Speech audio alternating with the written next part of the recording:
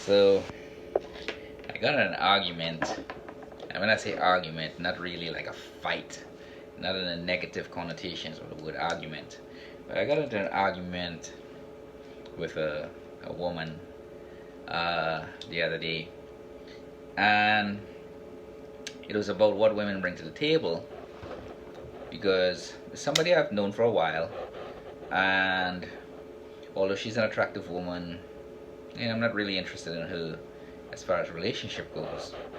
And she kind of asked me the question because she's not really interested in me that way too. We just kind of have this um, friendship.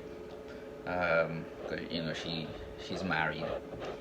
I'm not, obviously, but I've known her for a long time, so we're having this argument about um, what women bring to the table. And oh, just to be clear, her relationship is fine. Her relationship is fine with her husband. He's happy, so that's not my business. But they seem happy, at least on the surface. And so she asked me, she was talking to me um, about what women bring to the table and how they're not appreciated and stuff for that. You know, Plus she goes out and make her own money and stuff like that. And even though her husband does take care of a lot of the bills and stuff, and she helps support some of the other stuff, but he complains at time about the cooking and keeping the place up, things like that. And I told her, well, when you all first married and stuff, you used to take care of those things, even though you were working at the time. You all were both working because you all didn't really have anything, and you kind of fell off that as you started making more money. But yet he still had to, despite the fact that you make more money now, he still had to do his stuff. He didn't like take on more financial responsibilities. His financial responsibility is still the same, but your her homekeeping stuff diminished a little bit. And it's I've spoken to him before. I'm not close to him, but like that. But I'm close enough where we have conversations, and he say, yeah, she does enough to make things to say she's doing something, but not really enough to make my life easier. You know, and of course, financial security is there from the money she's making. When they're in investments and whatever. When they get older, they'll be fine. But along that journey, it's still kind of a lot of stress involved with it, at least from his perspective. Now, I didn't tell her that, but I'm talking to her, and I said, look, because she asked me why I never got married, because she said, yeah, I would marry you, I would love, I mean, she said she loved her husband, obviously, but if I was single, I didn't know my husband's stuff, because, she'd be interested in marrying someone like me as well. So I'll say, look, I don't know, growing up, I grew up around a lot of women, and I find that, the women I grew up around complained a lot about men in general, and I grew up striving to live up to the expectations of these women, my mom's friends and stuff. Um, so when I meet a girl from my generation, I'd be well prepared, and it I just find women don't bring anything of value to the table outside of reproduction, sex, not necessarily sex, but just reproduction, to my life. So she got upset and said, I said, look, all right, let me bring it down to pure economics. All right, because I told her she understands the stuff of men provide and protect. We've done that for thousands upon thousands of years. That's what we do. It's in our nature, it's in our DNA.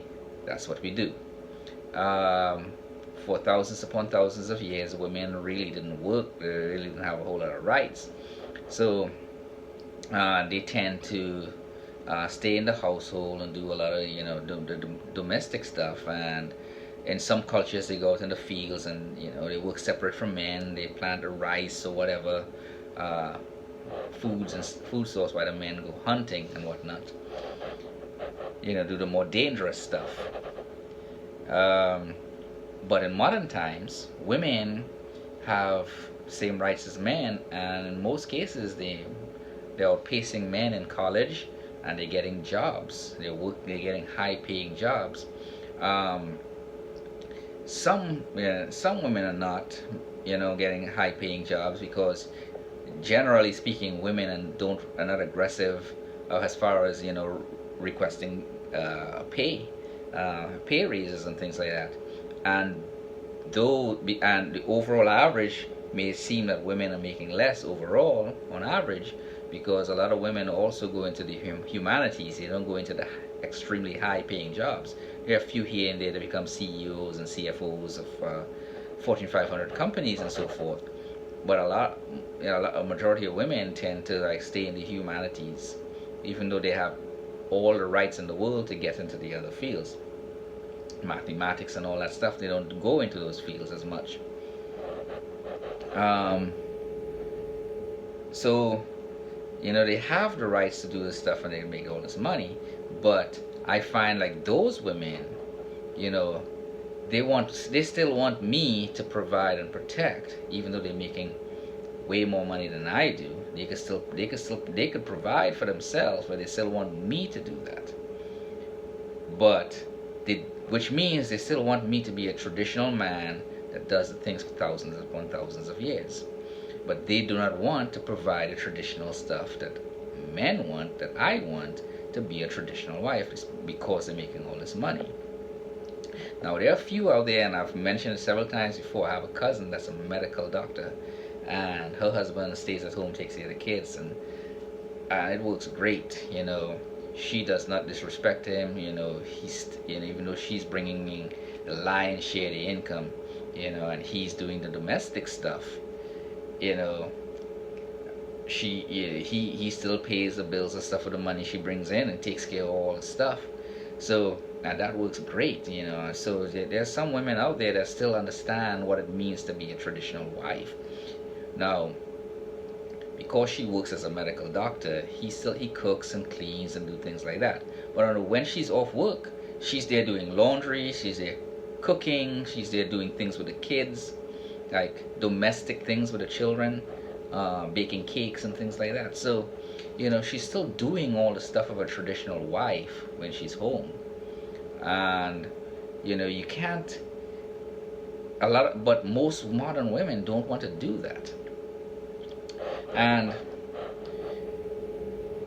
the last thing I told her, and she got really upset, but then she realized, understood where I was coming from, is that there is no job out there where a woman could hire a man to provide and protect, unless the only thing you do is provide protection as far as bodyguards. But you can't go out and hire a man or anybody to provide you with a home to live in unless you are paying for it. No man or woman, you can't find a service out there, a business, where you can call up a company and say, hey, I'm looking for a house, give me a house.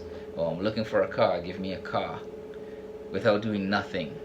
It's just provided to you. Right? That is what modern women still want.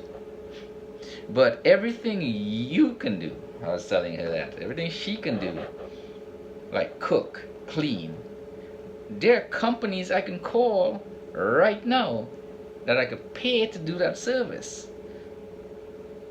And as far as reproduction goes, there are women out there, you can pay them a fee to make you a child. We have a surrogate mother with artificial insemination, and they'll do that shit with no strings attached. You know, I don't know the legalities of that one, but it's there. There are people out there that will do that stuff. So there isn't really a service that a woman does in the home that I can't go out and buy. I could hire a maid to come clean my house. I could hire a cook to come cook food for me. I could hire, what else? A prostitute for sex. You know, you know, anything, the service that a man needs, I could hire somebody to do it. And she got mad. But then I said, look, think about it. Can't just think about it for a second before you get bent out of shape. And she said, yeah, I understand. She started realizing, yeah, there's really not much a woman brings to the table that a man would really need in it, that a woman, as far as traditional stuff, if you want to take it to the modern side, but I did another video about centuries ago about how women kind of charm men, use charm to entrap men, as to provide and protect, using the false sense of love. Then of course children comes along, and that's also adds to the entrapment. Modern women are doing it slightly different today. They're finding, like, mainly, especially if they have really nice bodies, they're finding men like athletes and things like that, getting pregnant by them, and now they got them for at least 18 years depending on what state they're in, where they're making bank. Some are getting $13,000 a month, and up and more. And if a woman is smart about her money, she could retire comfortably after 18 years after using that guy. She might be able to have another kid with another athlete or musician or entertainer and make double the bank. Obviously that comes with some consequences, but so they're entrapped. In order to be provided for, they're entrapping men to provide one way or the other, either through marriage, through a legal system, in whatever way, conniving. There are many ways to do it, but there are no services out there that a woman can actually go and hire people to provide a home, provide cars, provide anything for them. And in MGTOW, Men Going Your Own Way, we've realized that a lot of times women are like that. They're not hiring somebody, but they're using the charms, feminine charms, to manipulate those things out of a man. And of course, a lot of that is that everybody is pretty much in the mode of material nature, and seeking sense gratification. For the woman, it's protection, security, finances, things like that. For a man, it's mainly food, food to eat, home cooked meal, sex, someone that's there, that reliable, that's there, feminine, all based on sense gratification, basically. And the desperation for it, why most men fail, and MGTOW men seems to be succeeding, with or without women, with or without relationships. MGTOW men are succeeding is that either consciously or subconsciously, we're not controlled completely by the modes of material nature or the five senses. And even though we don't understand or may not even think about why we're able to do that, and it's still there. We still have some control of the five senses. It could have been triggered from a trauma, from a failed relationship, or whatever the case may be, to cause that reaction. And we may not be able to put like a title or the words to describe what it is, but we are more control of our senses, and it's not involuntary. A lot of people that's involuntarily MGTOW It's not truly MGTOW. You gotta have some sense about who you are as an individual, either as a spirit being, or if you see your body as who you are and the accomplishments who you are and your life experiences as who you are, so you still have a sense of who you are. And there are different levels of that, like an onion. So I tend to focus on the spiritual side. So if you have any questions, ask it in the comment section down below. Like and subscribe. Y'all have a good day.